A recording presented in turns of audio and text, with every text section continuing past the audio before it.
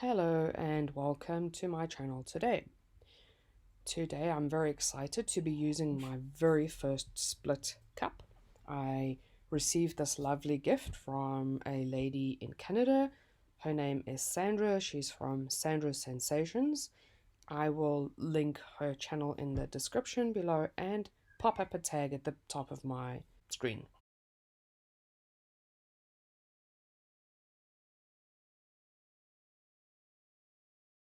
Here I go. I'm pouring my colors and I am using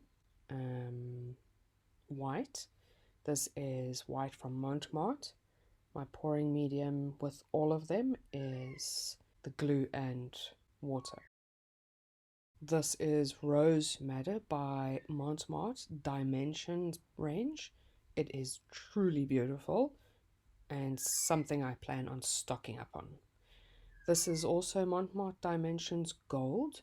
It is an extremely thick paint. It is the thickest paint I have come across. I like it, but it is very bubbly and I actually wouldn't recommend it. I could not get the bubbles out. And this is Cobalt Blue by Mont Marte. I wasn't thinking and I did not make equal amounts of each color. So with the white and the rose madder, I was able to fill the chamber. But with the gold and then especially the blue, I have only like half the cup filled, or half the chamber. So that was a bit of a dumbass moment, but it is what it is. I wasn't about to make up new paints because I'd made up my paint the evening before. So I'm putting down a base coat of gold. This is Mont Marte Gold, the normal one, or rather the signature acrylics. And the reason I'm using gold is because I don't like using white or black. I find it always comes through the paint that you lay down. So I don't like that. So I decided to use gold because if gold comes through, then that's not too much of a problem. So there I have skipped the boring parts for you, and I'm just showing you now how I cover my canvas, and I will skip over that part for you as well. Right, so my canvas is covered with its base coat and I'm going to start pouring out my split cup. I'm holding my finger at the tip of the cup to try and get or give the blue and the gold a chance to come to the tip of the cup, but I wasn't very successful. It did come forward a little bit, so it did help, but as you can see, the white and the rose come out first, which I don't mind. There you can see the gold popping up, and I'm absolutely in love with that rose and that white together. I am amazed by this color. I am in love with this color, and I think that I will be using this color a lot in the near future. So I am slowly toning my canvas, as I've seen many people do, and out comes the blue and the four colors together, and I'm just pouring out my paint, and I find it very irritating when the paint does not pour out in a neat stream. It's jiggly and wobbly, and that is very irritating. So in my next one I'm going to see what I can do to get it to come out in a straight stream. But once again, as I always say, it is what it is and you just go with it. So the colors are coming out beautifully. I'm loving the swirls of the different colors and I'm finding it absolutely beautiful. So I think I have enough paint on my canvas, and now it is time to play around and see what I can do.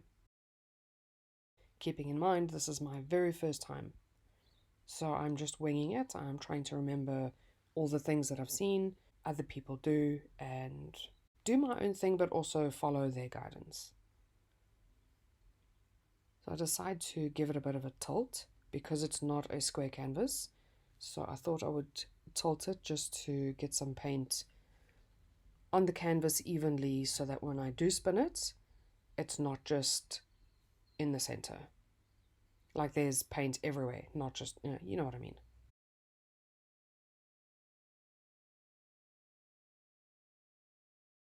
So I'm slowly tilting, getting color everywhere on the canvas, but not letting any fall over the edges. I think I do let a little bit go over the edge at some point, unintentionally, but that's fine.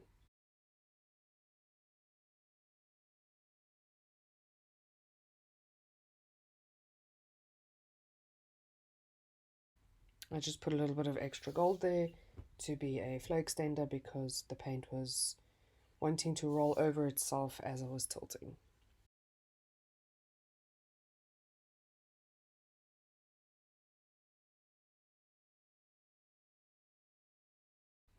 So there's where a little bit of paint goes over the edge, but whatever.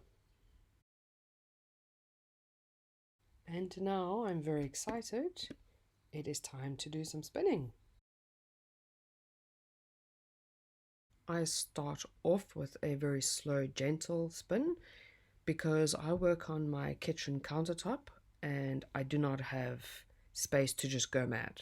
So I'm doing it gently at first just to see what happens and how far the paint spins around. And please excuse my voice, I have got a bit of a cold and croaky voice. And there I'm just tilting the canvas to get the circles back in the center of the painting. Anyway, I don't have a lot of space to splat paint everywhere. So I'm now trying to figure out what to do, and my husband was watching and he said to me, just spin it. You know, we'll clean up whatever happens, just spin it. So that's what I did. Gave it a bit more of a spin there, and I ended up using everything I could to try and cover myself, although everything I own is full of paint. I'm sure you can all relate to that.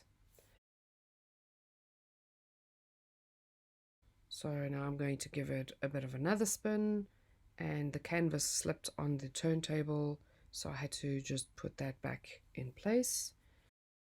And I unfortunately spotted little blobs of paint that caused these little ripples in the circles, or in the lines, sorry. And I had to spend some time taking those out. And now I'm just showing you how much I absolutely loved that red and gold area. And now I found another big lump of paint and I really struggled to get it out. And sometimes it's actually just best to leave them because you can ruin your painting and the lines by digging it out.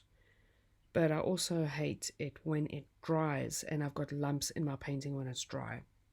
So I would rather dig it out and deal with the consequences afterwards. So now I'm just doing some more gentle spinning because I like what I have. I don't want to lose much more of that red. The reason I'm giving it a bit more spinning is because I want to get rid of that white corner. It's okay enough, but it doesn't match the rest of the painting. It's negative space in only one corner, and that doesn't work for me.